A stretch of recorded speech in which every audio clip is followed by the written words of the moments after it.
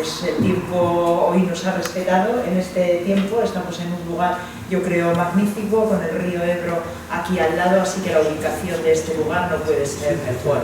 Os invito también, sé que hoy por cuestiones de horario no lo vais a poder hacer, pero os invito a que conozcáis las exposiciones que alberga este lugar, la verdad es que es magnífico, son muy interesantes.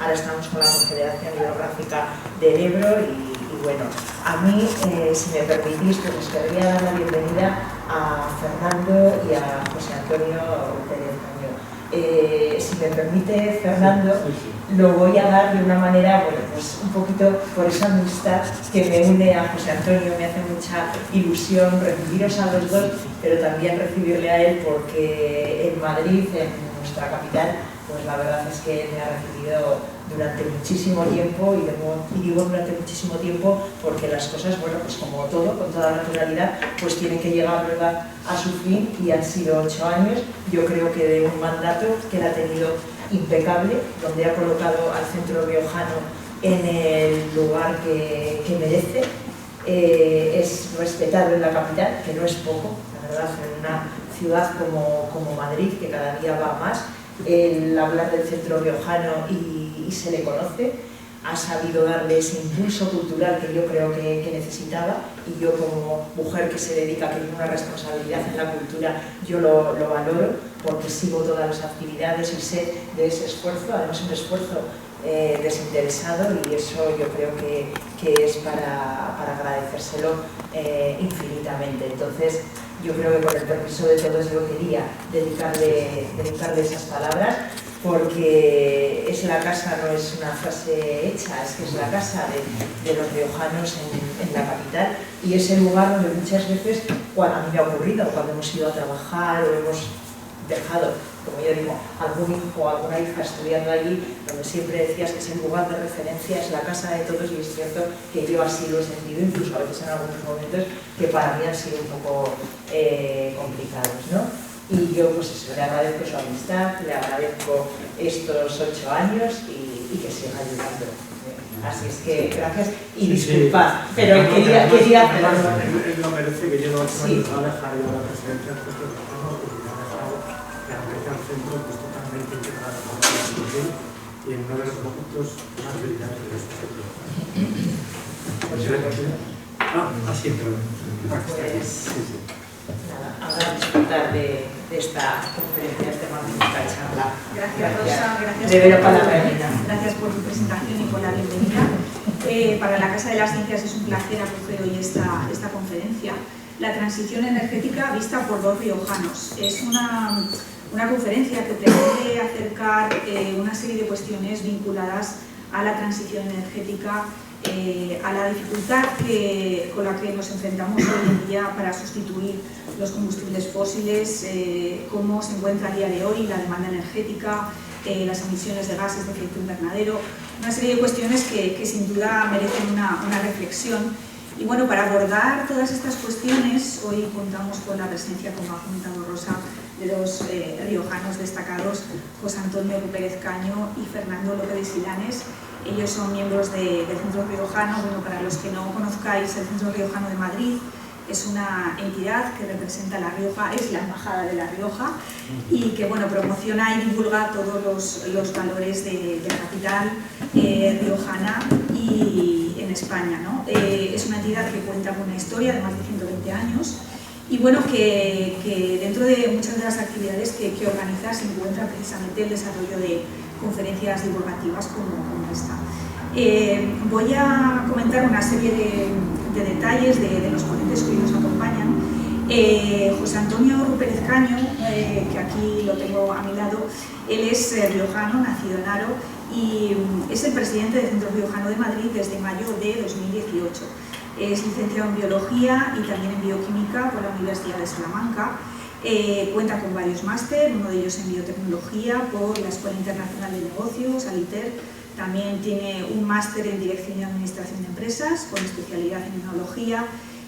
Además, desde el 2024 es académico del Instituto de Estudios Históricos Bances y Valdés del Principado de Asturias y también es miembro de la Asociación Española de Periodistas y Escritores del Vino.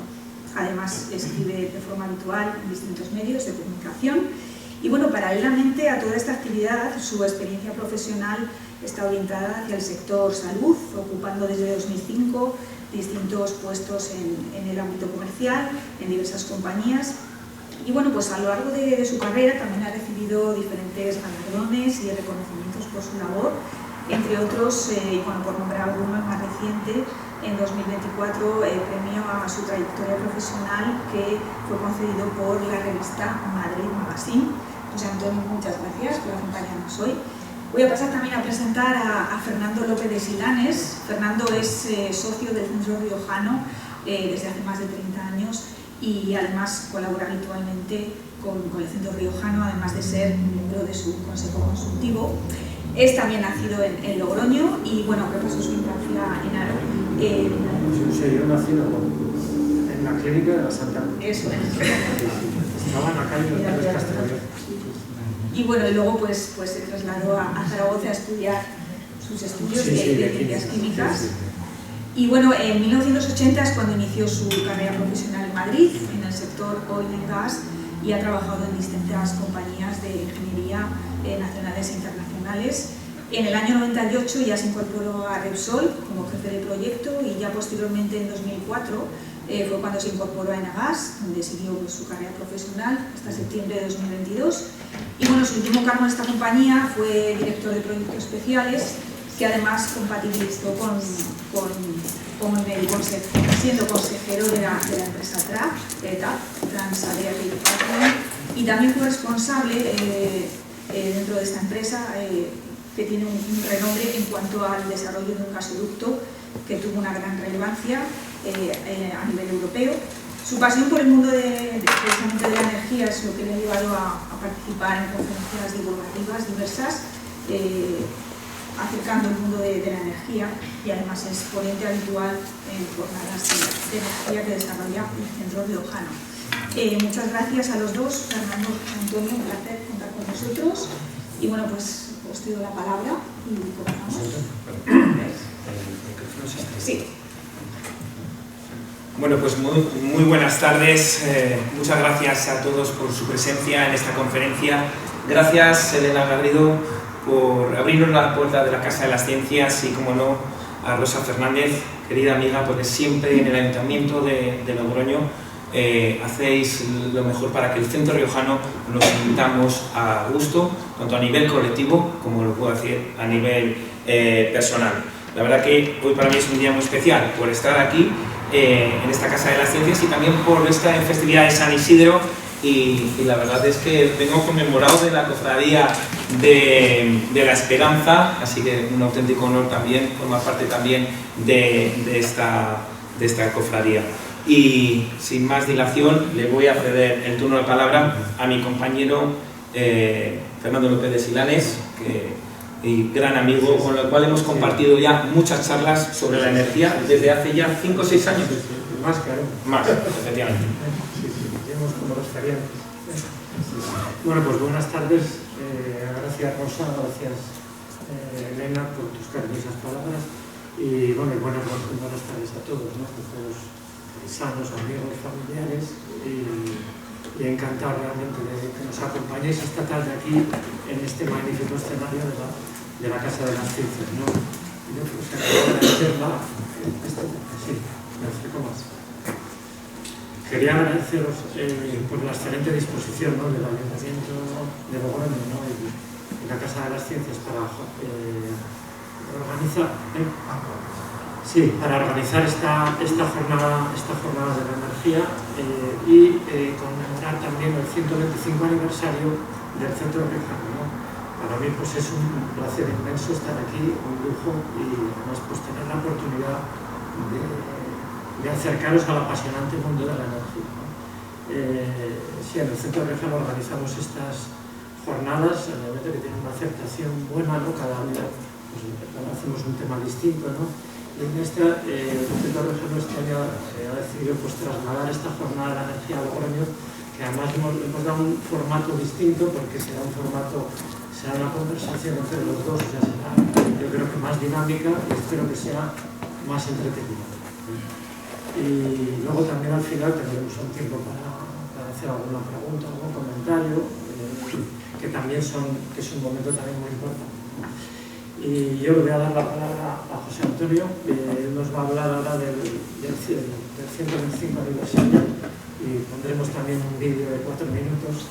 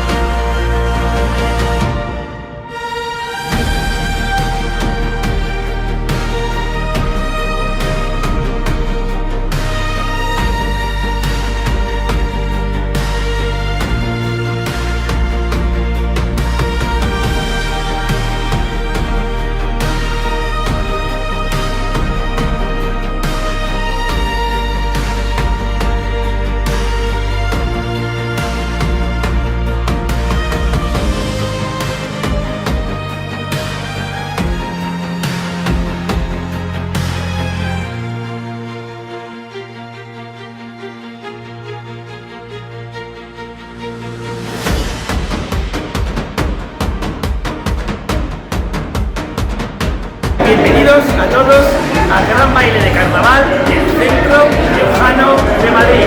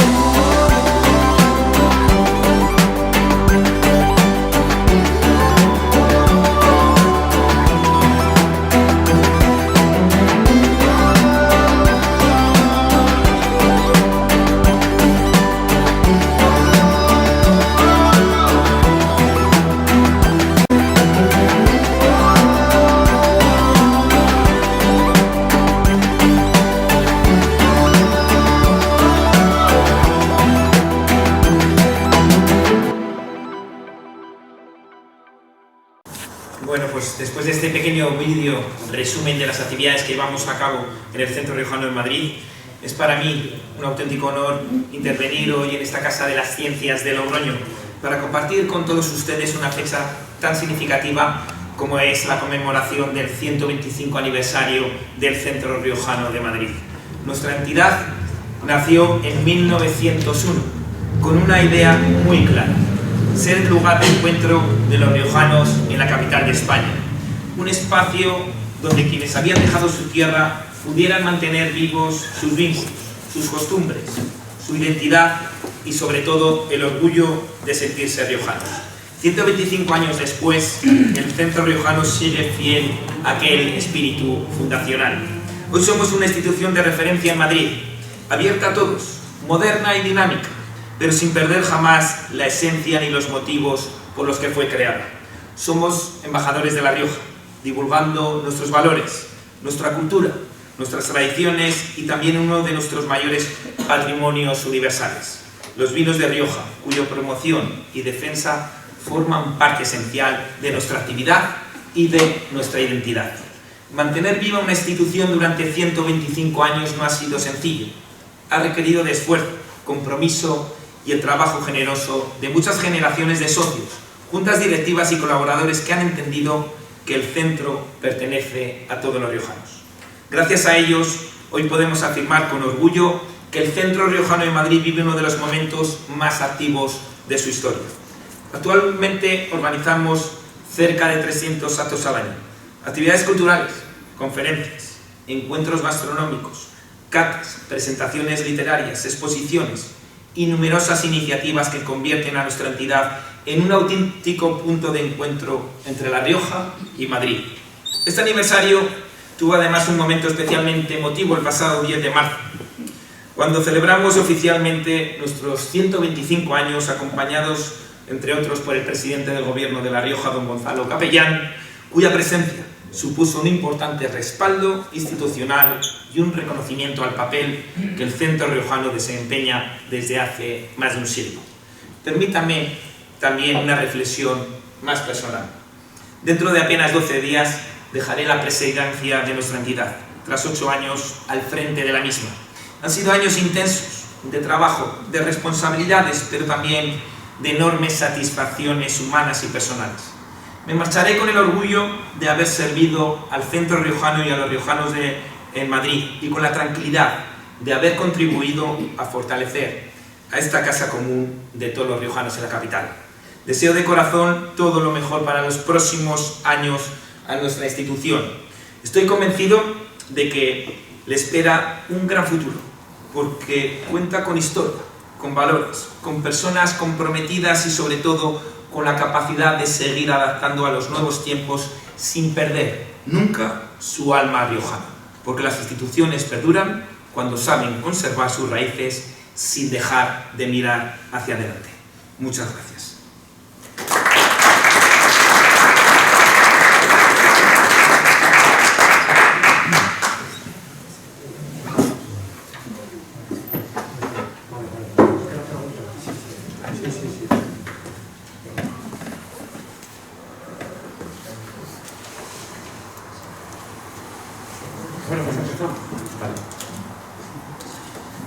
Bueno, Fernando, pues vamos a ir ya a hablar de la transición energética, y lo primero quería que nos contaras, en primer lugar, cómo marcha la transición energética hacia ese objetivo que perseguimos alcanzar, las emisiones netas cero. Pues gracias. Globalmente la transición camina lentamente, ¿no? O sea, pensar que descarbonizar una economía mundial, una sociedad mundial, que ha estado consumiendo durante muchas décadas, ¿no? cantidades ingentes de combustibles fósiles, pues realmente es un proceso muy complejo, ¿no? Muy difícil y que nos va a costar mucho tiempo, ¿no? Prueba de ello, fijaros, con los años que llevamos de transición, es que ni siquiera todavía hemos sido capaces de sustituir al carbón, que es el más contaminante, por el más natural, que es un proceso sencillo, ¿no? Sino que no es que solo no hayamos sido capaces todavía de sustituir al carbón por el gas, sino que cada año todavía se siguen alcanzando récords de consumo de carbón en el mundo. O sea, quiero decir, todavía, ¿no? Y al final, bueno, lo que ocurre en la transición es que al final hay diferentes velocidades, ¿no? Como os podéis imaginar, es decir, los países avanzados están en... Los países avanzados están... No sé si se puede subir así. Sí, los países avanzados, digamos, que están en una posición, los países que están en una posición, digamos, avanzada, tienen ya un consumo de carbón menor, ¿no? Aunque es cierto también que los países desarrollados pues han estado consumiendo también grandes cantidades de combustibles fósiles para su crecimiento económico y realmente pues también son, por ello, tienen la responsabilidad moral de liderar el proceso de transición en el mundo, ¿no? Por detrás vienen pegando fuerte los países emergentes, ¿no? Que son países, en estos países ya la prioridad no es la sostenibilidad ambiental, como pasa en los países desarrollados, sino el crecimiento económico, ¿no? El crecimiento económico, la mejora del bienestar, y para ello encuentran en el carbón la oportunidad de crecer, ¿no? Y en el furgón de cola, pues obviamente están los países subdesarrollados que consumen muy poca energía, consumen muy poco carbón. Todavía hay cerca del 10% de la población mundial que no tiene acceso a la electricidad y hay casi cerca también de un 20% que todavía cocina con leña y excrementos secos normales. Tenemos también un dato que nos ha traído 2025 para que veáis cómo va la transición, y es que la Tierra ha aumentado en 1,5 grados su temperatura con respecto a la época preindustrial, sería mediados del siglo XIX, que era una de las principales recomendaciones del Acuerdo de París, ¿no?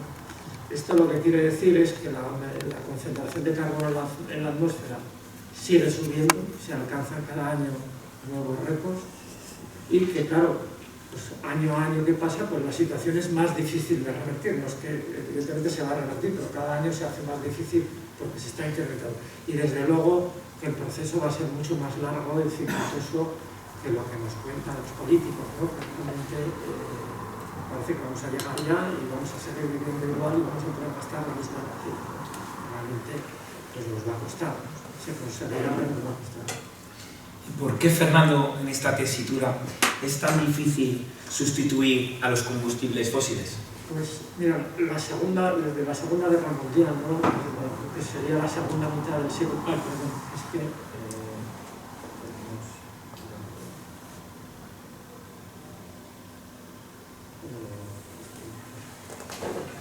ahora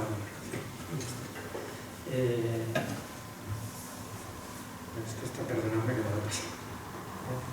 La temperatura, vamos a ver si ahora la coordinamos.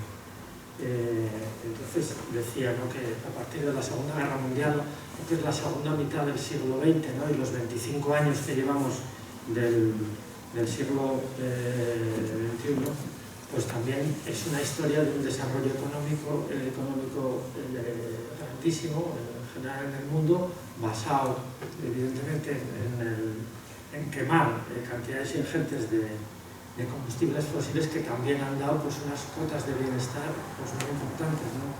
Y esto pues no ha sido fruto de un gurú ni de una decisión política, ¿no? Esto ha sido por la competitividad que tienen los combustibles fósiles. Los combustibles fósiles tienen un poder calorífico alto, tienen una densidad energética volumétrica muy alta. Si no me entendéis por este concepto, lo explico rápidamente.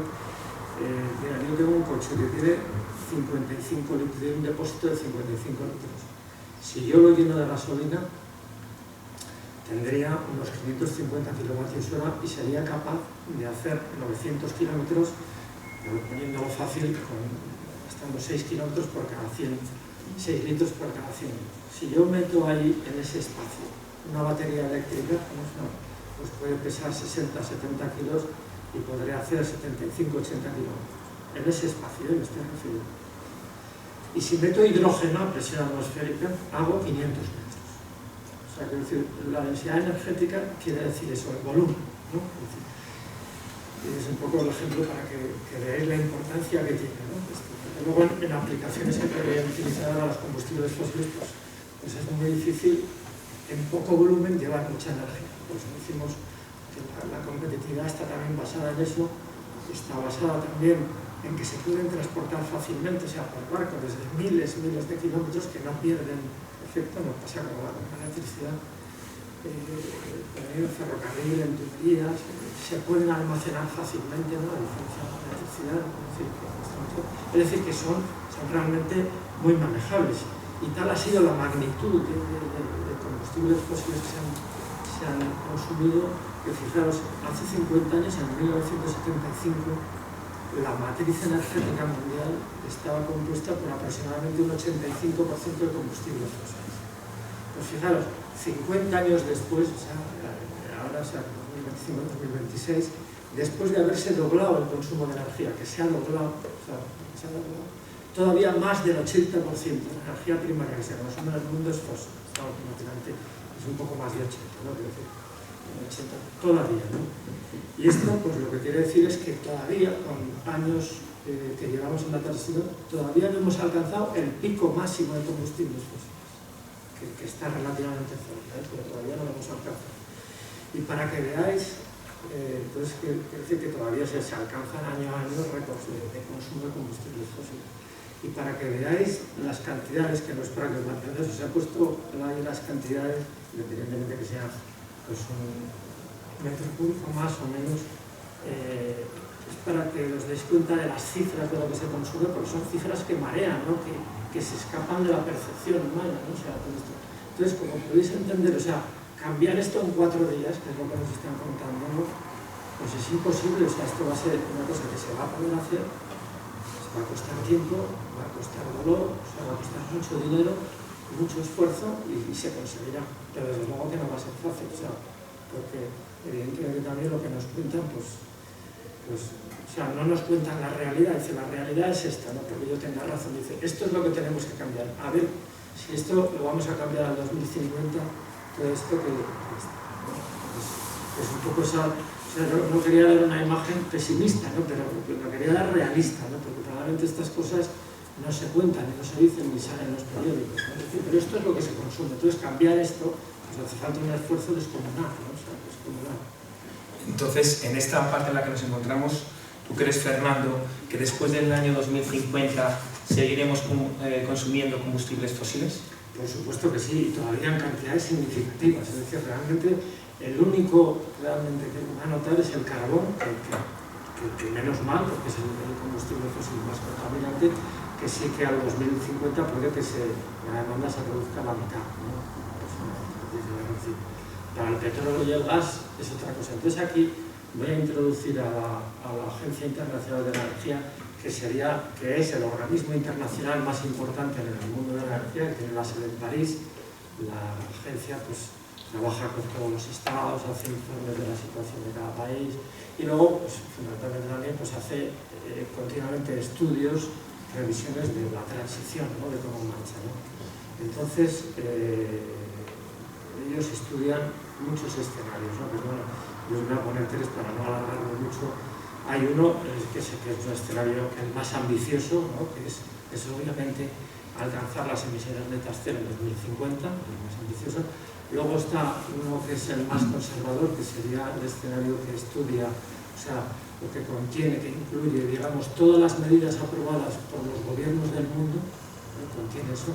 Y luego un escenario que considero más central es un escenario que incluye todas las medidas aprobadas por los gobiernos, pero también las anunciadas y todavía no aprobadas. Bueno, pues en este escenario, ¿no? Que se considera más central, pues realmente el pico de los combustibles fósiles lo estaría dando, o sea, la agencia lo que pronostica que se daría a principios de la década, de la próxima década. Es decir, que realmente quedan pocos años, ya todavía vamos a llegar, no sé. Y que a partir de entonces pues empezará su declive y que probablemente al 2050 la reducción en el porcentaje reducirá en un 15%. No creáis que es un porcentaje pequeño, porque la demanda de energía sigue subiendo, o sea, esto no para, o sea, quiero decir que está. Y para el petróleo y para el gas pues da otros números, ¿no? Es decir, para el petróleo le da una bajada entre un 5 y un 10% al 2050 y el gas le da un crecimiento.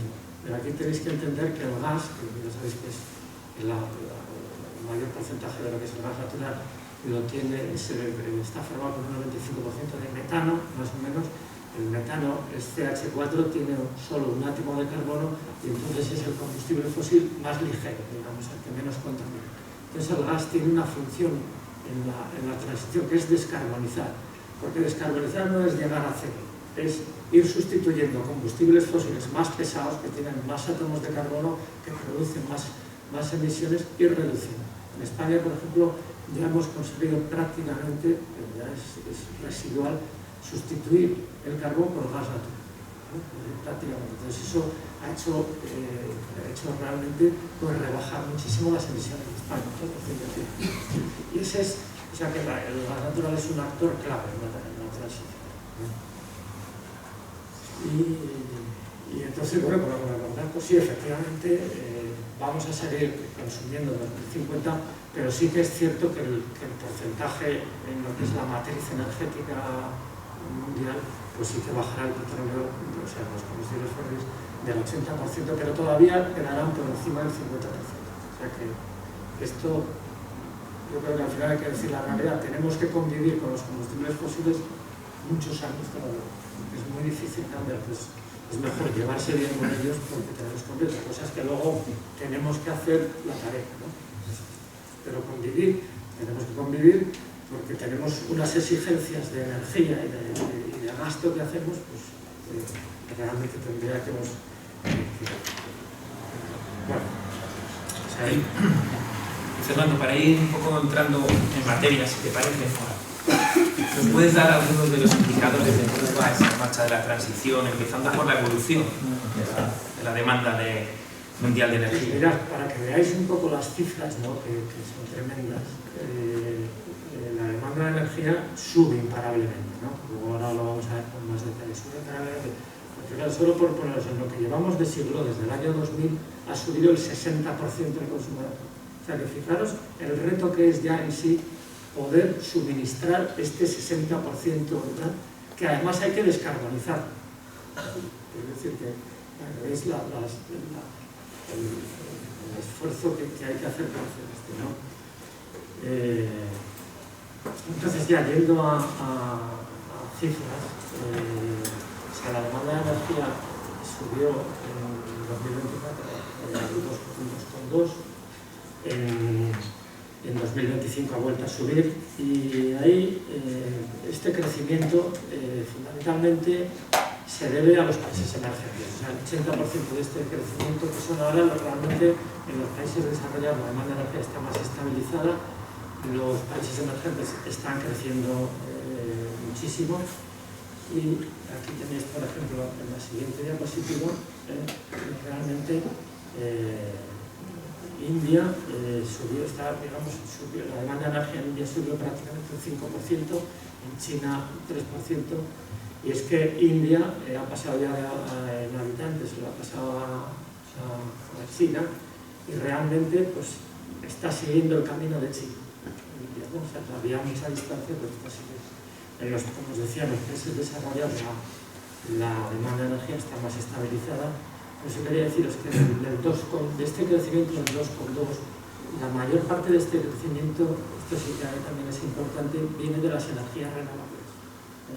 Esto lo vamos a ver. O sea, las energías renovables representan el 38% del crecimiento. Esto lo que quiere decir es que efectivamente pues es la gran inversión que se está haciendo en todo el mundo, ¿no? Para instalar placas fotovoltaicas, aerogeneradores y producir energía renovable, o sea, el 38%. No por casualidad, el segundo es el gas, que también descarboniza, aparte que contamina, también descarboniza, ¿no? Que tiene el 28%. Y luego otra cosa que nos dice este gráfico, también muy importante, es que el petróleo, el carbón y el gas todavía tienen un crecimiento del 54%. Por eso decíamos que todavía no se había alcanzado el pico de los combustibles fósiles, o sea que al día de hoy realmente las renovables que están ya produciendo bastante, al menos están cubriendo la demanda de energía creciente, que eso decíamos que era otro problema que tenemos, que crece tanto la demanda de energía, gracias a las renovables se está pudiendo cubrir eso, pero todavía no ha llegado el momento que empiecen a sustituir a los combustibles fósiles. Evidentemente están más cerca y probablemente esto pues empezará a partir del 2030, pero vamos a decir que esta sí que es una frase, ¿no? Es decir, que a día de hoy todavía no ha empezado la sustitución de los combustibles fósiles por las energías renovables, ¿no? Pero sin embargo hay mucha producción de energía renovable, pero como crece tanto la energía, realmente se está cubriendo este sector. Y Fernando, ¿no debería de disminuir la demanda de energía para que se reduzcan realmente las emisiones? Pues sí, o sea, es decir, esto pues, es una pregunta compleja, ¿no? Pero mira, en el mundo hay dos corrientes. Una que dice eso, es decir, bueno, que es lógico, o sea, es decir, que dice, debe disminuir la demanda de energía para reducir las emisiones. Y esta corriente de pensamiento lo que aboga es por un decrecimiento de la economía, porque al final para esto tiene que decrecer la economía, consumir menos energía, evidentemente porque, bueno, para no agotar también los recursos de la tierra, ¿no? Es decir, que tiene... Y la otra, pues dice todo lo contrario, claro que dice la demanda de energía sigue subiendo y bueno, luego, y está motivada fundamentalmente, esto es lo que quería decir, por dos cosas. Una, por el aumento de la población mundial. Fijaros, en 1950 la población mundial creo que era de 2.500 millones de habitantes. En 2025 se ha cerrado con 8.300 millones. O sea, en 75 años se ha multiplicado por 3,2. Es decir, más de 3 veces ha subido la población mundial. Eso os podéis imaginar que es un consumo de energía tremendo, ¿no? Es tan tremendo... Ay, perdón. Ah, sí, bueno, es que aquí...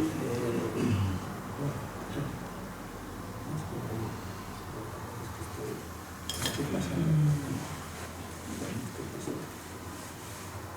Ah, no, pues que me estoy equivocando, no, pues que me está...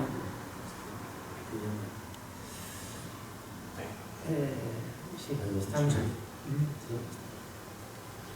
Estamos aquí, ¿no? Es decir, entonces, si lo podemos ver en esta gráfica como os decía sobre el año 1950, ¿no? Una vez acabada la Segunda Guerra Mundial, ya con los coches de combustión, como la demanda de energía sube, y estamos diciendo, y ahí está pues, el crecimiento económico, está la población, aumenta porque la población ya lo visto, ¿no?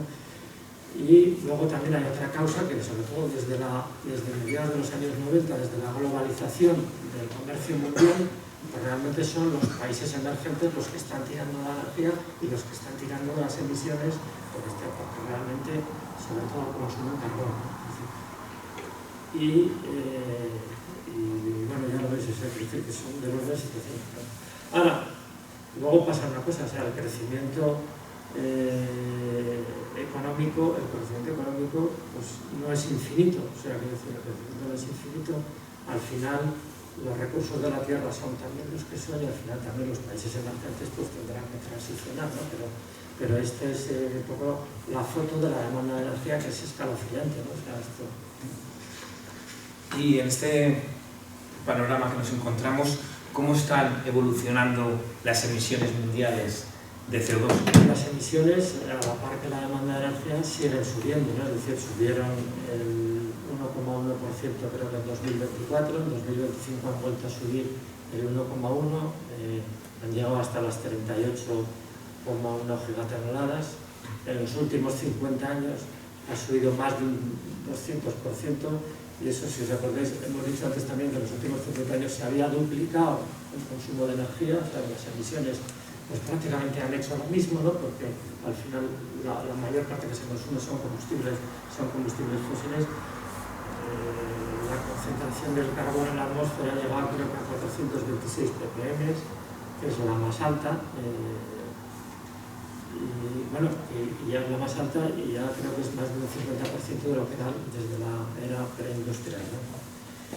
Entonces, como veis ahí, pues ha subido. Entonces, vamos a verlo un poco ahora aquí por regiones, ¿no? Para ver si estos son, la mayoría son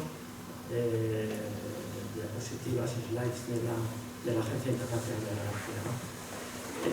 Entonces ahí, por ejemplo, veis las emisiones por región. Entonces, ver el caso más significativo es el de China, que desde el año 2000 ha cuadruplicado las emisiones.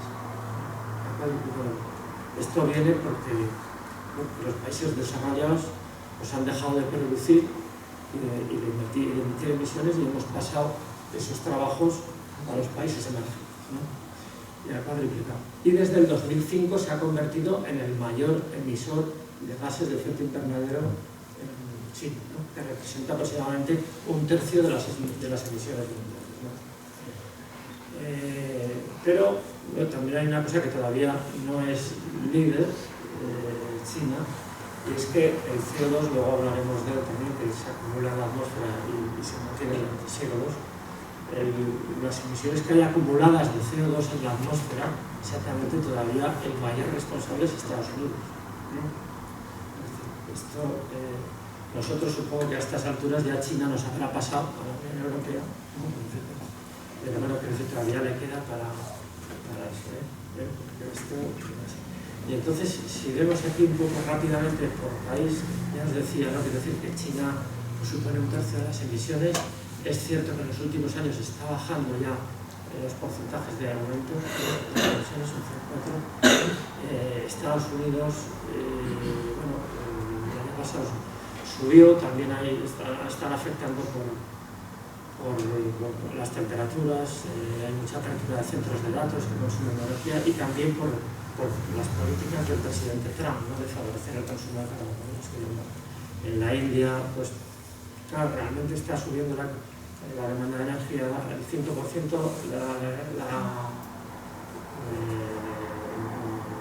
crecimiento de la economía creo que era también de 5,3, es decir, que las emisiones pues también le suben en paralelo, ¿no?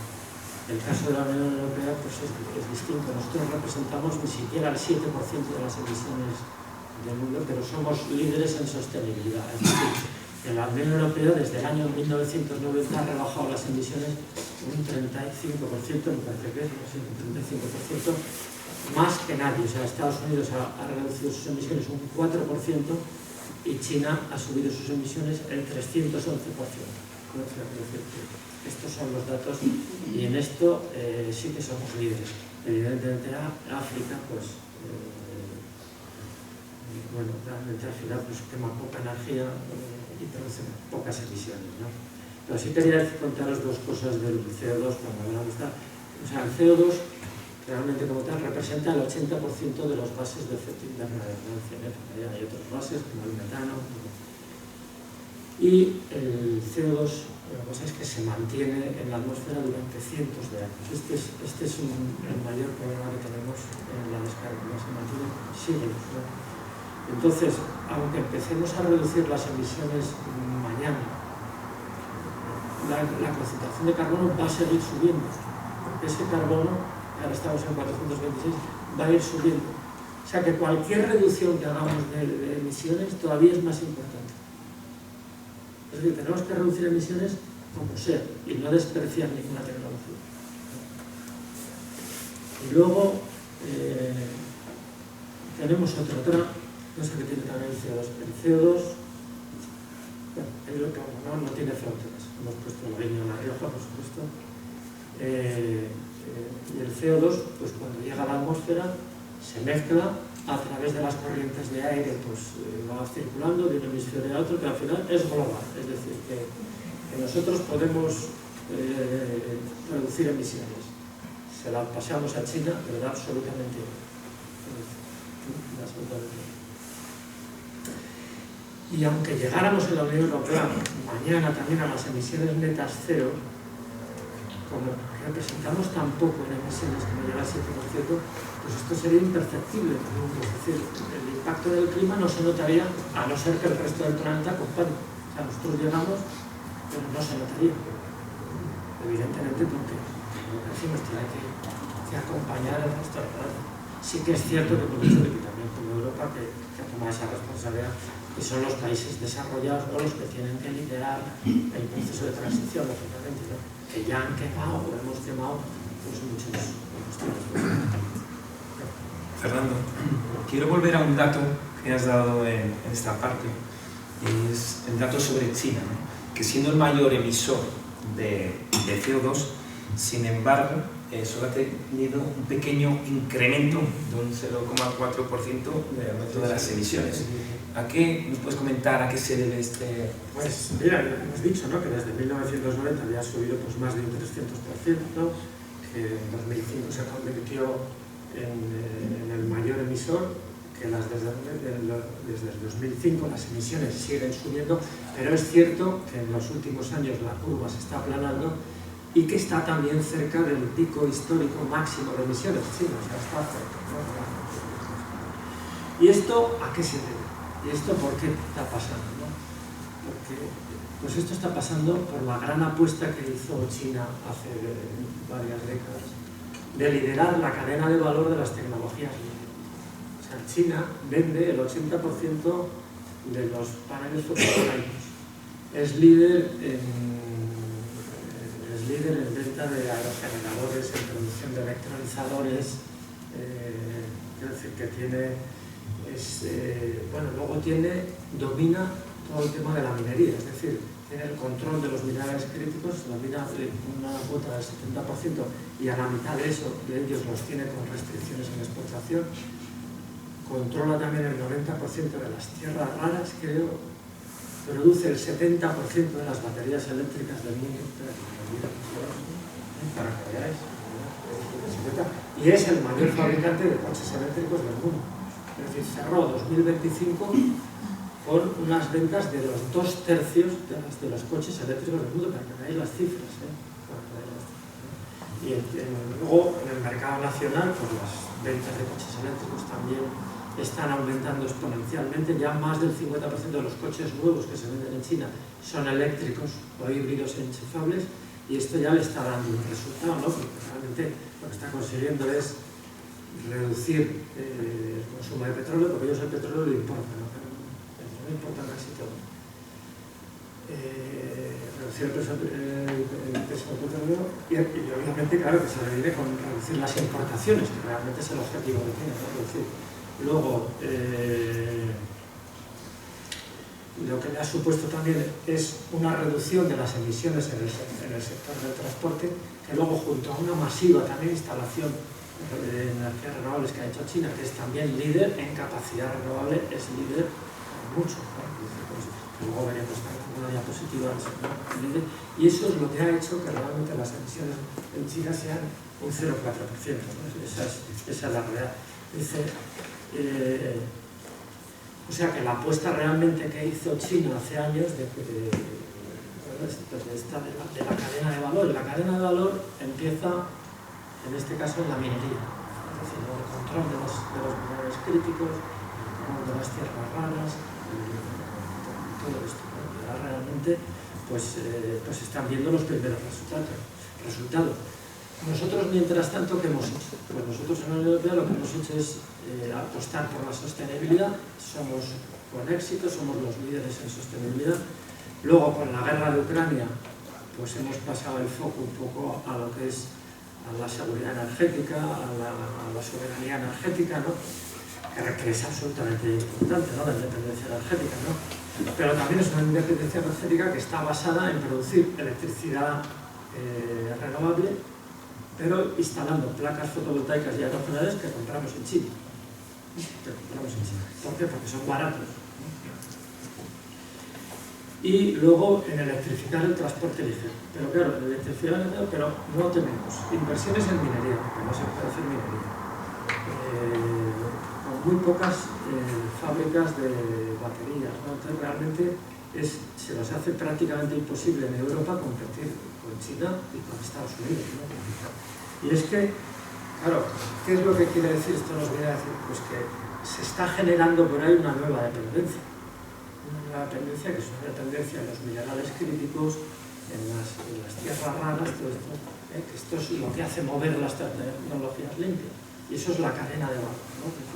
Esto es lo que está. Bueno, y de hecho, ya tenemos una dependencia brutal de China, ¿no? Es decir, hace muchos años comprábamos solo los productos baratos, de poca tecnología. Hoy en día ya se compra muchas cosas, muchos productos, muchos materiales y sobre todo muchas cosas que producen emisiones, ¿no? Es decir, productos sobre todo intensivos en energía, ¿no? Y entonces, ¿qué es lo que le ha supuesto a China esto también con la globalización del comercio mundial? Pues realmente se ha convertido en la fábrica del mundo. Es el CRA, evidentemente, pues el que más debite, porque todos compramos allá, y nosotros que hemos tenido ya por la parte de la Unión Europea pues una pérdida de la producción industrial que ha venido pues acompañada con una reducción de emisiones. O sea que la reducción de emisiones y los que somos líderes en sostenibilidad tiene también una cosa concreta, que esto se ha hecho porque mucho de ello viene por la pérdida de la producción industrial, ¿no? Y ¿Y esto a China qué le va a exponer? Pues es que China se va a situar, es el líder en la transición y esto efectivamente va a coger una posición dominante en el mundo, ¿no? ¿Y nosotros qué podemos hacer? Nosotros lo que tenemos que hacer es, lo que hay que hacer, lo que había que haber hecho es invertir en la cadena de valor, empezando por la minería, ¿no? Que además en España tenemos un subsuelo rico y experiencia en minería, ¿no? Porque es que si no empezamos por ahí, pues realmente vamos a seguir teniendo al final la misma dependencia, ¿no? La misma dependencia, pero ya vamos tarde, ¿no? Y es cierto que se necesitan grandes inversiones, pero tener en cuenta que no hacer nada es mucho peor, ¿no? Es mucho peor. Porque nos podemos quedar de brazos cruzados, ¿no? Esperando a que venga otra crisis de petróleo, que con esta llevamos 7 crisis de petróleo en 25 años y dejarnos decenas de miles de millones de euros. Creo que ya vamos en la Unión Europea con cerca de 40.000. O sea, habiendo comprado la misma cantidad de combustibles fósiles, estamos con ese déficit. Es decir, que lo peor es quedarse con los brazos cruzados y ya esperar. O sea, que de alguna forma, pues que parcialmente de lo que hablamos antes de China, pues, había claro, los coches chinos, como veis, ya han llegado a España, ya tienen una cuota del 10% del mercado y, bueno, pues probablemente pues, se arrasarán, ¿no? Son coches con tecnología muy competitivos, ¿no? Tenéis, por ejemplo, a esta empresa, la BYD, esta empresa que solo tiene 30 años, ¿no? Es el acrónimo de Beyond Your Dreams, construye tus sueños, ¿no? Tiene 30 años y empezó simplemente como un fabricante de tuberías. Y hoy en día, en el 2025, le ha superado a Tesla en venta de coches eléctricos. ¿A qué velocidad? Y en España, ¿cómo se han comportado ambos indicadores, tanto la demanda energética como las emisiones? Pues las emisiones el año pasado habían bajado, en 2024 subieron todavía, no existen datos, el Ministerio, sacamos datos hacia el verano, todavía no tenemos los datos oficiales del Ministerio, ¿no? Pero sabe que efectivamente las emisiones han subido un 0,6%, es un porcentaje pequeño, ¿no? Que se ha debido a que sigue aumentando la demanda de petróleo en el sector del transporte, ¿no? Sigue aumentando, y luego ha subido también de manera notable la demanda de gas natural en el sistema de generación de electricidad, ha subido un 33% como consecuencia del apagón, porque a partir de ese momento la red eléctrica pues, lo que está consumiendo sobre todo es más gas, ¿no? Para estabilizar la red, y de ahí viene, digamos, el crecimiento de las emisiones. Y bueno, estos datos, pues claro, no son una buena noticia, ¿no? Que suban las emisiones. Esto tampoco ha salido, porque al final el objetivo, nosotros tenemos un objetivo en el PNIEC, ¿no? Que es reducir las emisiones un 32% desde el año 1990. Esto es lo que se mandó a Bruselas en la última revisión del 2023, y entonces vamos ahora exactamente por el 5,8%. Es cierto, o sea, no se va a cumplir, bajará, no se va a cumplir, también se ponen unos objetivos muy ambiciosos, ¿no? Se han puesto unos objetivos que no vamos a llegar, no se nos quedaremos, pero igual estamos en el 5,8, quedan 5 años al 32%, no vamos a llegar a la reducción. Y esto, pues lo que nos dice un poco, es lo que decíamos antes, la resistencia que hay, la dificultad que hay en sustituir a los combustibles fósiles, ¿no? Que se conseguirá, pero bueno, irá un poco más despacio, pero bueno, también porque los objetivos, como decía, son muy ambiciosos. Y la demanda de energía, pues creció un 2%, ¿no? El año pasado. Y ahí también otro dato importante es que el mayor consumidor de energía en España es el sector de transporte. Ahí decíamos que también había subido las emisiones por el aumento del consumo de petróleo en el sector del transporte. El sector del transporte es el sector que más energía consume, es decir, consume el 40%, ¿no? Por lo cual es un sector muy importante. Sí. ¿Y cómo se explica, Fernando, que la Unión Europea haya reducido sus emisiones un 35% desde el año 1990, y en nuestro país la reducción haya sido únicamente de un 5,8, cuando tenemos una gran disponibilidad de energías renovables comparadas con el resto de Europa. Pues mira, dos razones, ¿no? Una, la primera, es que en España la electricidad representa como el 25% de la energía final que consumimos. O sea que toda esta capacidad renovable, que tenemos una capacidad, somos el segundo país en la Unión Europea con mayor capacidad renovable, ¿no? Tenemos ya bastante, pero claro, al final esa electricidad que producimos va dirigida solo al 25% de la energía que consumimos. Quiero decir que el otro 75% hay un poco de más que otras cosas, pero mayoritariamente es de esas otras tres cosas. Y luego la segunda razón se debe a que el mayor demandante de energía es el sector del transporte, ¿no? O sea, que es un sector, digamos, difícil de electrificar. Y cuando hablamos del transporte pesado, muy difícil de electrificar, ¿no? Y es un gran consumidor de petróleo, ¿no? Le hace además al sector del transporte ser el sector más contaminante en España, representa 1/3 de las emisiones globales, ¿no? Por esa dificultad, ¿no? O sea que es cierto, nosotros tenemos mucha disponibilidad de operar. Y además pues tenemos la suerte en España además de tener unos niveles de radiación solar altísimos, digamos, comparado con el resto de Europa, y producimos mucha energía, ¿verdad?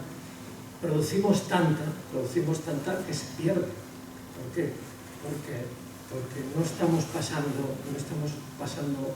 aplicaciones que usan combustibles fósiles a la electrificación, ¿no? Es decir, la electricidad no crece, hemos doblado la potencia en el sistema eléctrico, hemos doblado las renovables, pero la energía no crece. Tenemos el doble de potencia, porque se han puesto muchas renovables. Está muy bien, se han puesto. Pero nos ha salido mal que la demanda de electricidad no sube porque seguimos consumiendo los combustibles fósiles, ¿no? Con lo cual tenemos ¿qué es lo que pasa? En el primer trimestre pues, se ha perdido el 30% de la energía solar. ¿Qué pasa? Que ha habido 500 horas con precios cero negativos, o sea, sobra tanto que los precios bajan, pero cuando los precios bajan es malo, o sea, es malo. Primero porque al cliente, al consumidor final nunca le van a llegar esos precios, le llega otra cosa que es muchísimo, ¿no? Es decir, nunca le van a llegar. Y sin embargo, las plantas solares pues, van a entrar en crisis, o sea, ya o sea, este trimestre parece que el precio medio de la solar ha sido 20 euros megavatio. Bueno, pues con ese precio no pueden pagar la deuda, es decir, pues se van a tener que refinanciar. ¿Sí? Es decir, que hemos hecho bien en poner renovables. El problema es que no crece el consumo de electricidad, ¿no? Ahí es donde tenemos sí. Perdona, es que no se había pasado a esta, ¿no? Y es que el reto a veces me cuenta, llega la conferencia, no, la solución es instalar más renovables. Entonces, ahora mismo instalar más renovables no es la solución exactamente. O sea, el gran reto de la transición, o sea, instalar renovables es muy fácil y muy barato. Y seguiremos instalando, ¿no? Es decir, está claro. Pero el gran reto de la transición lo tenéis escrito, es cómo electrificar, cómo descarbonizar las aplicaciones que utilizan los combustibles fósiles. Es decir, cómo electrificamos o descarbonizamos el sector marítimo, la aviación, la producción de acero, de cemento, o sea, todas estas cosas, sobre todo los procesos térmicos de alta temperatura. Eso es el reto de la transición. Ese es, ¿no? Es decir, y esto, pues, bueno, al espacio porque no es una cosa... Hay que confiar en la tecnología, en la innovación, se va a hacer, pero bueno, que al final hemos crecido muchas renovables, pero bueno, vamos más despacio en el proceso de cambio, ¿no? Pues, por eso poco quería que lo vierais. Tenéis aquí, por ejemplo, pues esto también, de los precios que se ha pagado en el precio medio, es decir, que ahora probablemente, pues, bueno, las plantas estas se refinanciarán, saldrán los bancos a la luz, y luego, pues es que, claro, es que las plantas ya se tienen que instalar con baterías, ¿no?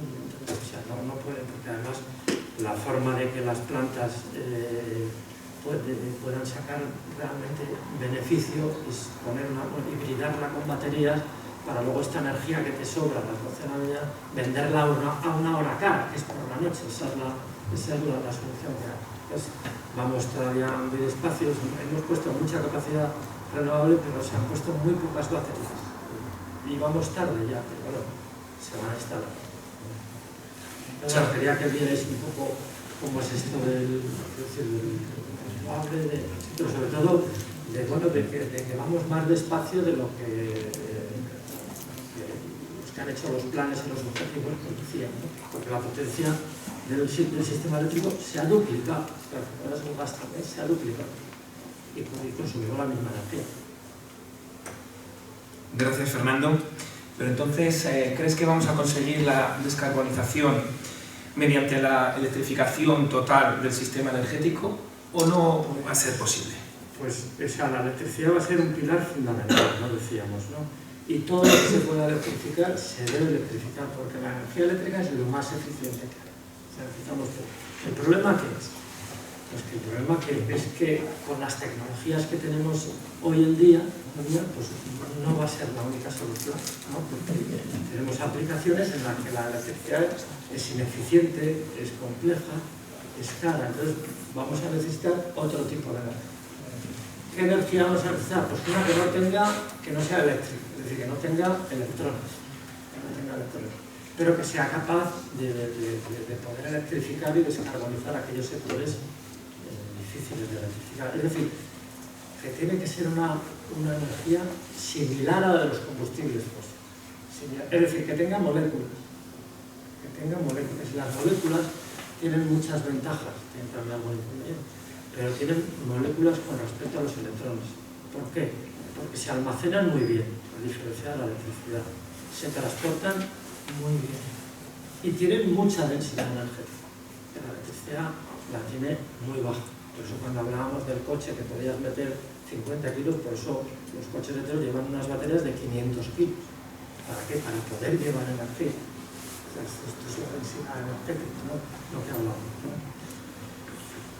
Y por eso digo, vamos a necesitar moléculas, pero nos falta otra cosa, porque esas moléculas tienen que ser verdes, ¿no? Es decir, que tenemos que transformar las moléculas grises de los combustibles fósiles en moléculas verdes. Y ahí es donde entran en acción por los residuos orgánicos, el hidrógeno verde o el hidrógeno bajo en emisiones, el CO2, que son la materia de lo que llamamos los combustibles renovables. Los combustibles renovables pueden ser pues, de dos tipos. Solo hay los combustibles renovables líquidos, que ahí están los biocombustibles avanzados, y luego tenemos también a los combustibles sintéticos, que bueno, en la versión inglesa se llaman e-fuels, ¿no? Que van a ser muy importantes en el transporte pesado. Tenemos también a los combustibles renovables gaseosos, que también se conocen con el nombre de los gases renovables. Ahí está el biogás y el biometano, ¿no? El biometano es el sustituto del gas natural, ¿no? Es exactamente natural, pero en verde, ¿no? Y el hidrógeno, ¿no? Es decir, que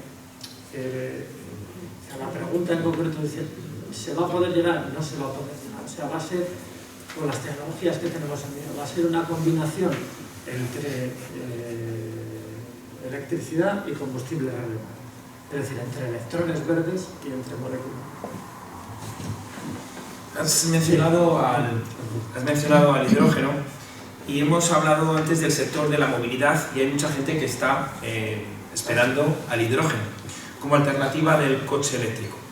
Fernando, ¿tú qué crees que el coche eléctrico, el coche de hidrógeno va a poder competir con el eléctrico? Estoy haciendo al revés.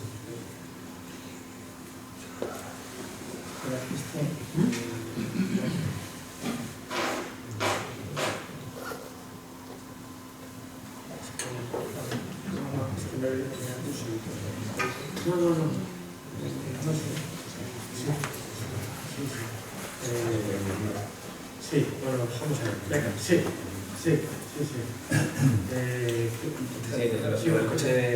El coche eléctrico. Mira, el hidrógeno, vamos a hacerlo, tiene dos ventajas, ¿no? Es decir, por una parte, se produce a través de la electrólisis del agua. El agua es una molécula muy estable, ¿no? y para romper esa molécula de agua hace falta mucha energía, se le utiliza como 55-60 kilovatios hora para producir un kilo. Y luego tenemos el otro problema, que el hidrógeno es un gas muy ligero, es el número 1 de la tabla periódica, tiene una densidad energética muy baja, como hemos visto cuando contábamos en el ejemplo del coche, ¿no? Como se hace, ¿qué es lo que pasa con los coches de hidrógeno? Los coches de hidrógeno se tienen que presurizar a 700 bares. Y lo vamos a ver ahora, porque lo vais a ver en esta diapositiva, cómo comparamos un coche eléctrico con un coche de hidrógeno, ¿no? En el coche de hidrógeno pues hay que producir primero ese hidrógeno, ¿no? Es decir, que vamos a gastar energía, mucha energía para producirlo, luego hay que llevarlo a la estación de servicio, hay que presurizarlo a 700 bares. ¿Qué es lo que pasa? Que tenemos muchas fases de producción, en cada fase perdemos energía. Y al final, ¿qué pasa? Que tú partes de 100 kilovatios hora y eres capaz de hacer esos kilómetros. En el coche eléctrico, ¿qué es lo que pasa? Que es una electrificación directa. Entonces, hay muy pocas partes, ¿no? Con lo cual, pues en el transporte ligero realmente no tiene ninguna oportunidad. De hecho, en España, el año pasado se vendió solamente un coche de hidrógeno, un Toyota. Y en 2024, 8. O sea, que decir, si vais a comprar, es mucho mejor comprar un coche eléctrico que otro. Es mucho más ineficiente, o sea, gasta mucho más energía. Seguimos. Nos queda muy poco tiempo, Fernando, y quiero que cambiemos de tema. Pues vamos al tema estrella. Bueno, yo voy a pasar al tema de la nuclear, que también se está hablando, y quiero que nos cuente realmente en qué punto se encuentra en la actualidad en España. Ahora el punto está focalizado fundamentalmente en la central de Almaraz, porque dentro de año y medio, más o menos, como año y medio, se cerraría el primer reactor. Y ahí ha habido novedades hace meses, porque ahí a finales de octubre las empresas propietarias de la central solicitan al gobierno un aplazamiento de 3 años, ¿no? El gobierno está pendiente de que se resuelva, tiene que hacer el Consejo de Seguridad Nuclear un informe y eso está pendiente. Pero digamos, esa es la novedad. Y entonces, ¿por qué solo se han pedido 3 años?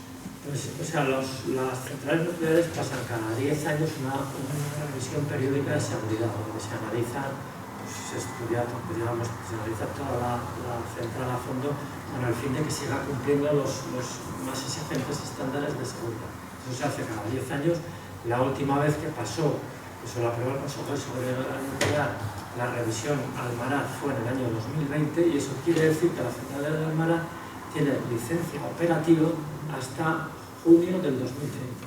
Es por eso que han aprovechado las empresas propietarias a solicitarle al gobierno que como tiene una licencia en vigor hasta junio del 2030, que la puedan ampliar o sea, quiero decir que esa es la razón de los 3 años. ¿Y crees que el gobierno de España concederá esta prórroga? Yo creo que sí, que a pesar de la resistencia ideológica, pues yo creo que sí, vamos, quiero pensar que sí, porque ellos son conscientes también que ha habido un apagón, o sea, quiero decir que entiendo que sí, o sea, que no, entiendo que sí, o sea, soy optimista. Y entonces, quiero decir, aquí, mira, os quería decir ahí un par de cosas. En el tema nuclear tenemos dos posturas totalmente distintas, ¿no? Una la de Francia. Francia tiene 57 reactores nucleares, produce el 70% de la energía del país. Exporta también el 18% de la electricidad que produce. Porque fijaros ahí tenéis el mapa, se ve igual un poco más pequeño, pero Francia tiene 5 interconexiones eléctricas, una a través de los cables submarinos a Inglaterra, tiene conexión con Alemania, tiene conexión con Suiza, con Italia y con España. Es el país que más electricidad exporta, ¿no? Aquí os he puesto un ejemplo, ¿no? Este es un ejemplo de febrero, ¿no? Como que se ve, yo creo que lo veis que o sea, realmente Francia exporta a todos los países, ¿no? Estarían aquí, a todos los países, a España también, porque nosotros importamos más, o sea, importamos también, mira cuando estamos importando nuclear de Francia, cuando no hay sol. ¿no? Es decir, ¿para qué? Para abaratar el precio del gas, porque preferimos coger algo de nuclear de Francia que es más barata que el gas que quemamos. ¿Y qué es lo que hacemos los días que muchos dan? Los mandamos a Francia. ¿Por qué? Para que nos la compran ellos, porque están a precio C, o a precio negativo, y se la llevan, y ellos están tardando en verla. ¿Y este es el caso? O sea, este es el caso. Tengo otro caso que es de anteayer, este es del miércoles, que realmente, que ahí realmente exportaron a los 5 países y exportaron a España a las 24 horas, porque había poco sol, ha sido esta semana, quiero decir que no había acceso de solar, entonces hemos importado nuclear pues, a un precio, digamos, barato, sobre los 60 euros el megavatio, y es mucho más bajo que el precio del gas. Realmente eso que no se puede es muy poca electricidad, para que veáis realmente es lo que hace. Y luego Francia tiene otra cosa que produce junto a los países nórdicos y Suiza la electricidad más verde de Europa. Para eso la electricidad verde se mide por un factor que es la intensidad de carbono que nos da los gramos de CO2 por cada kilovatio hora producido. Esos tienen los números bajos. Nosotros, de todas formas, España está bien situado, no llega al top a ser verde, no la reconoce todavía la Unión Europea. Y luego, digamos, la otra postura pues es la de Alemania, ¿no? La de Alemania que se pegó un tiro en el pie, ¿no? O sea, Alemania ha cometido dos errores históricos.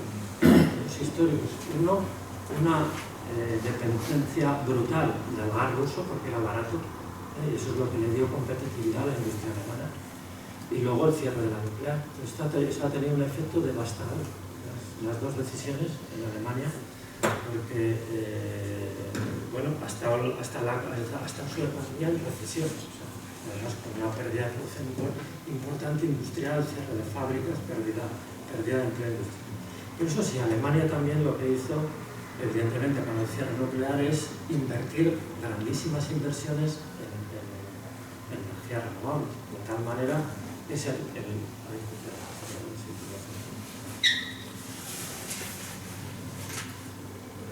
es el cuarto país del mundo con más capacidad renovable. Nosotros estamos bien, que somos el sexto y el segundo de la Unión Europea. Alemania es un país más grande, tiene el doble de capacidad renovable. Evidentemente, con el cierre nuclear, pues se ha hecho esas inversiones. Y ha hecho tantas inversiones pues, que realmente integra el 61% del mix eléctrico renovable, es decir, ellos producen el 61%. Nosotros tenemos un poco menos, el 58%, pero bueno, estamos muy cerca. Bueno, y entonces, aquí pasa una cosa. Las renovables abaratan el precio de la electricidad, y esto es cierto. Y sin embargo, en enero, el presidente Friedrich Merz llegó al Parlamento alemán y entonces lo que contó pues es que tienen, en la nueva estrategia, que tienen la energía más cara del mundo. Entonces, ¿cómo puede ser? ¿No? Que realmente lo que les pasa es al final pues, que ese 40% que tienen es el gas y es el que marca el precio, ¿no? Está también el caso de Bélgica, que será un caso como España, ¿no? Que tenía el cierre de las nucleares y las va a mantener, ¿no? Entonces, yo, viendo el caso de lo que está pasando en Alemania, ¿no? De lo que ha hecho ¿cómo puede ser que seamos el único país del mundo que teniendo centrales operativas las queremos cerrar? O sea, ¿cómo puede ser? Es decir, cerrarlas es enterrar miles de millones de euros por unas centrales que no producen emisiones, que hemos dicho que es la mayor prioridad que tenemos, reducir emisiones. Y además, la importancia que tiene, ¿no? Por lo de la concentración y todavía es más importante, ¿no? Y esto es lo que nos pasa, ¿no? Entonces, bueno, esto pues será. Ahí tenía más cosas, pero vamos a acabar. Sí.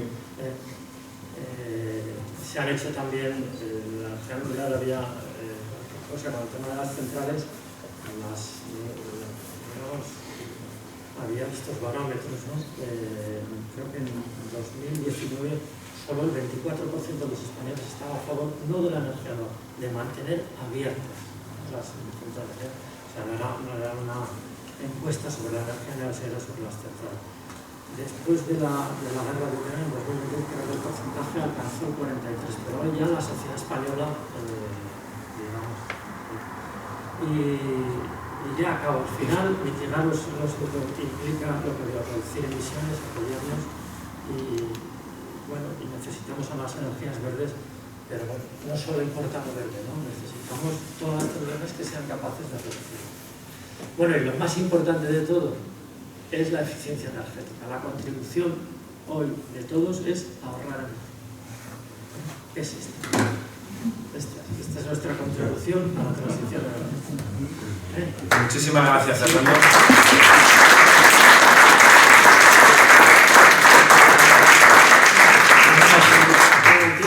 Muchas gracias, Fernando. Ya ves que no, estamos ya pasados de tiempo. Agradezco mucho tu tiempo, el tiempo no nos da para más, pero sí que vamos a dar voz al público para que haya alguna intervención y que te puedan preguntar lo que consideren menester. ¿Te parece? Adolfo, tengo una pregunta de Adolfo que ha levantado. En primer lugar, oye, gracias por toda la información. Y ha citado el apagón, no sé si he oído el gran apagón. Hace unos días volvió a salir la prensa que solamente ha pasado un año, vamos a tener otro, sabemos por qué, sabemos quién es el responsable, qué responsabilidades, según motivos. Sí, bueno, esto lo teníamos también ahí en las preguntas, pero claro, es que no da para más. ¿No? Y bueno, pues en esto, o sea, informes se han hecho varios, bueno, pues se hizo oficial, no se hizo uno al gobierno, que luego, como era parcialmente confidencial, pues no nos enteramos, ¿no? Luego ha hecho otro, luego la CNMC, y ha hecho otro también ENSOE, que es la Red Europea de Gestores de Redes Eléctricas. Entonces, pues dicen que el origen fue multifactorial, que se formó la tormenta perfecta, se dan recomendaciones, pero se cuidan mucho de señalar responsables. O sea, se cuidan mucho, ¿no? Pero todo sí que tiene una cosa en común. Dicen que faltaba potencia firme, ¿no? en la red, ¿no? Pero bueno, el tema del apagón, yo he hablado mucho, se lo voy a pasar a José Antonio. ¿Tú quién crees que debe velar por la seguridad de suministro? La seguridad de suministro y que opere la red de manera segura. Pues yo creo que sin duda Red Eléctrica, ¿no? Porque Red Eléctrica es el operador del sistema eléctrico de España. Y aquí está la pregunta. ¿Y cumplió Red Eléctrica su misión el 28 de abril? Pues se ha visto que no. Bueno, pues pudiera ser que todos los actores que intervienen en el sistema de generación eléctrica pues tengan alguna responsabilidad, porque esto no lo sabemos, pero desde luego el principal responsable es Red Eléctrica, ¿no? Porque él es el operador del sistema y por ley, por la ley española, es el que tiene que velar por la continuidad y la seguridad del suministro y realmente mantenerse segura, ¿no? Nada, o sea que en ese sentido. Ahora el problema, lo que se avecina ahora que lleva el año ya, pues es una larga batalla judicial que va a haber, porque aquí hay muchas empresas que han perdido mucho dinero y propietarios, y ahí al final pues van a ser los jueces los que van a determinar la responsabilidad patrimonial de esto, ¿no? O sea, así rápido, o sea, el apagón fue consecuencia también de varias cosas.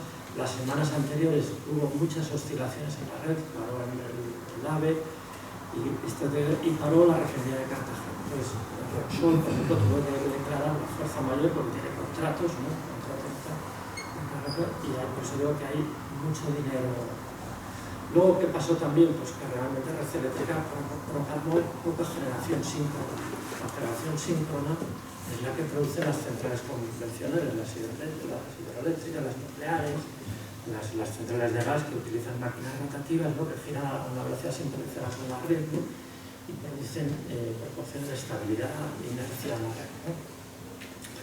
¿Qué es lo que pasa? Que es cierto que la alta penetración renovable, digamos, hace que la red, para la red eléctrica, sea más difícil de operar, porque realmente las renovables no es culpa de ellas, pero tienen muchas intermitencias, pasa una nube, se para, arranca, hay viento, no hay viento, las otras producen constantemente, ¿no? Es decir, Pero esto no es culpa de las renovables, tenemos que entender que las renovables son así, son intermitentes, son baratas porque la materia prima es gratis, son baratas, pero bueno, tienen eso, pero eso lo tiene que gestionar la red eléctrica, o sea, la red eléctrica tiene esa obligación de gestionar eso, ¿no? Realmente lo que pasa es que se le hace más complejo, ¿no? Y ahí realmente, pues había poca generación, ¿no? Y luego también nos pasa otra cosa, que tenemos una red en la que no se ha invertido y nos pasan pues, dos cosas, ¿verdad? Que tenemos una red que no está preparada para gestionar tanta renovable, no está preparada, y además es que está saturada, quiere decir que tiene un porcentaje de saturación alto, ¿no? Es decir, hemos invertido mucho en renovables, poco en baterías y nada en la red. Es decir, la red, es decir, eso es otro de los problemas, ¿no? Al final, ¿qué hizo Red Eléctrica? Pues nada más acabar el apagón, cambiar la forma de operar. La forma de operar, ¿qué fue? La ha llamado reforzar, que es sacar renovables del mix eléctrico y meter más generación. Eso es lo que ha hecho, ¿no? Entonces, ¿eso qué quiere decir? Pues que Red Eléctrica estaba operando al límite, ¿no? Porque al día siguiente la ha cambiado. Estaba operando al límite. Es decir, no sabía dónde estaba el límite, obviamente, ¿no? Pero estaba operando, porque si no, ¿a qué se debió el cambio? O sea, pues es que antes no, claro, le puedo preguntar, no operaba de forma segura, ¿no? Es decir, que, bueno, al final, bueno, lo que pasa al final, que es que tenemos, el problema al final es que tenemos una red que no puede gestionar tanto, porque eso se puede hacer con inversiones, o sea, se pueden hacer, aparte que habrá que hacer nuevas líneas eléctricas porque esta está saturada, habrá que hacer inversiones en baterías, que ya están empezando, hay que hacer inversiones en controladores de la tensión, en compensadores síncronos, es decir, que esto que le pasa a la renovable se puede subsanar, evidentemente con dinero, con dispositivos electrónicos, o sea, se subsana, ¿no? Pero no hemos invertido nada, ¿no? Entonces, bueno, vamos a tener que invertir mucho porque precisamente la electricidad es un pilar fundamental, o sea que no podemos no invertir, o sea, tenemos que invertir ellos si queremos en la electrificación, ¿no? Es decir, porque si no, pues como decía, pues claro, si nos quedamos con los brazos cruzados, pues nos pilla la octava crisis, ¿no? O sea, ¿Y tú crees realmente que el gobierno presionó a Red Eléctrica para meter más renovables en el mix eléctrico? Esta sí que me ha así que te ha pasado. Pues esto no se sabe, o sea, esto no se puede saber. Pero vamos, lo que pienso yo, pues que seguro que sí, o sea, que se llamó a la presidenta y se lo dijo, o sea, porque al final el objetivo político, ¿no? Es decir, ¿qué era?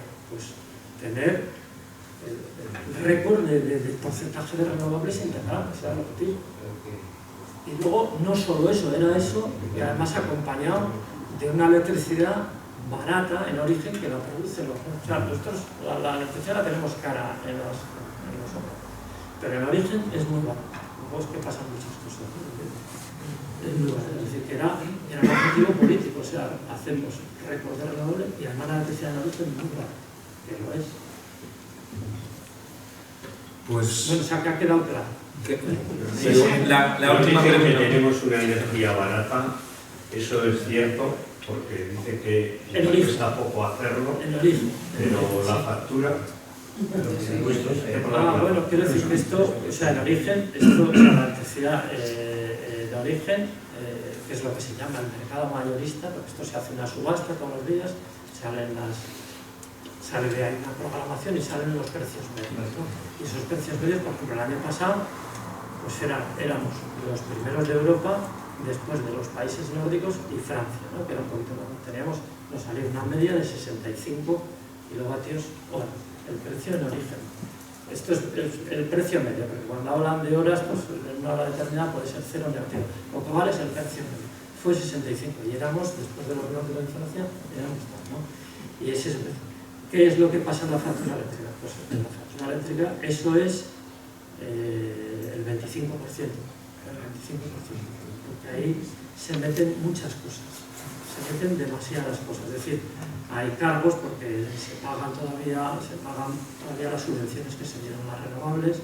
Bueno, ahora ya no se paga, pero durante 20 años hemos estado pagando 6.000 millones de euros que costó la moratoria nuclear. Se pagan los costes eléctricos, los extracostes eléctricos del suministro insular, se pagan tasas autonómicas, se paga el impuesto del CO2, es que a la electricidad se le meten impuestos y se paga el 7% por el impuesto por generar. Dicen, al que genera, 7%. Se lo pasa a la empresa, pero luego nos lo meten en la factura. Al final de la factura viene otro impuesto, el impuesto eléctrico del 5,5%. Y para rematar nos ponen el IVA más caro, el 21%. Y eso que queremos electrificar el país. O sea, imagínate. O sea, porque yo digo, oye, a los combustibles fósiles, pues bueno, no se les baja. Ahora estamos en un periodo que se han bajado por lo que ha pasado, que acaba el 1 de junio, que quizás se prorroga, ¿no? Pero quiero decir que a los combustibles fósiles, pues es normal que no le bajen. Pero que utilicen la factura eléctrica de manera recaudatoria con unos impuestos. ¿A qué meten un 7% de generación? Por generar. Es decir, luego al final de la factura un impuesto del 5%. Hombre, pues efectivamente no, pero al menos se pueden minorizar, ¿no? Es decir, y además, o sea, la electricidad es el bien que paga más impuestos en España después del alcohol y el tabaco. O sea, quiero decir que está lleno y queremos electrificar y necesitamos electrificar. Es de primera necesidad. O sea, quiero decir que ya, entonces, ¿qué se paga en casa? Bueno, nos dicen que tenemos la energía más barata de Europa, y no es verdad. Primero tenemos el precio mayorista, que nos dicen muy bajo, pero estamos en la media de la Unión Europea. En la media de la Unión Europea estamos en este caso. Creo que somos el país número 2, pero sí. ¿Por qué? Porque realmente tenemos muchos impuestos. Están los peajes también, como he dicho antes, están los peajes de la red de transporte y la red de distribución. Es decir, se pagan muchas cosas que hace que ese precio mayorista pues, se multiplique por 4. O sea, porque si veis en la factura que, bueno, ahora mismo no, porque han bajado temporalmente, pero la factura de febrero, pues estaremos pagando pues, 260, 270, 280 euros kilovatio, o sea, 4 veces más menos. Sí. Pero vamos al precio, sí. Vale, vamos a una última pregunta. Sí, Fernando, el dibujo ha sido muy claro. Políticamente el mundo está muy polarizado, sociológicamente, políticamente, pero nos ha dibujado un mundo industrial, tecnológico, energético, entre dos grandes potencias, Estados Unidos por una parte, China y la India que estaba empezando.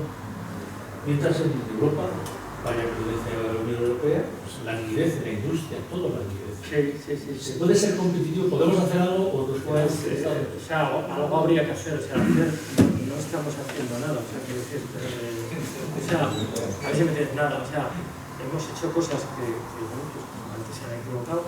Pero claro, al final, la industria, ¿qué necesita? Necesita una energía barata, o una energía razonablemente barata, porque al final la industria lo que hace es convertir materias primas en productos y necesita productos que necesitan consumir mucha energía, otros menos, pero utilizan la energía.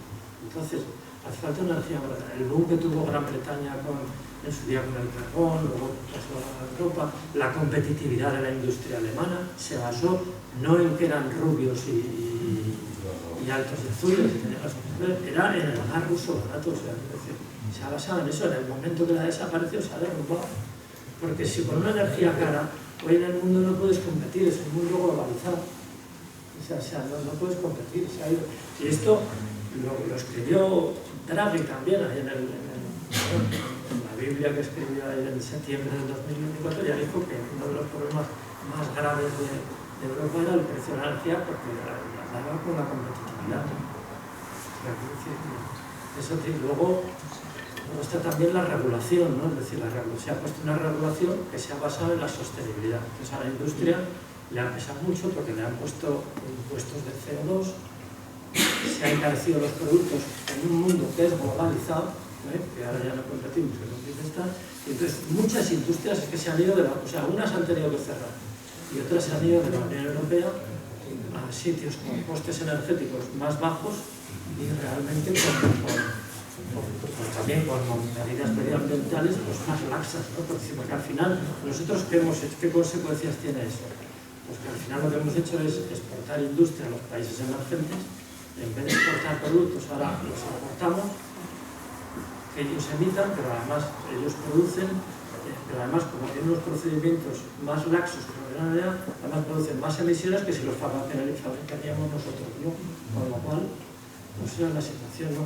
Y luego no hemos sido capaces tampoco de crear esa cadena de valor de las tecnologías, es decir, no hemos hecho una industria eco, digamos, que pueda compensar el debilitamiento del PIB industrial fósil, es decir, porque el PIB industrial fósil está bajando, pero no hemos creado uno nuevo, ¿no? Entonces al final pues tienen que repensar las potencias. Al final esto es lo del trilema energético, es decir, oye, está muy bien la sostenibilidad, está muy bien la independencia energética, pero hemos dejado atrás la competitividad. Y claro, pues esto hay que repensarlo, ¿no? Porque está bien reducir emisiones, que hemos dicho que es la prioridad, pero también tenemos que mantener viva la economía, ¿no?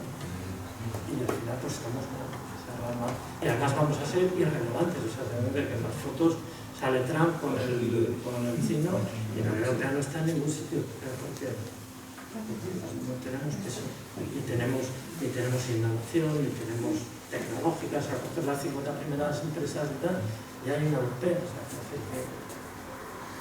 eso hemos triunfado en sostenibilidad, pero yo me callo. Muchas gracias, Fernando.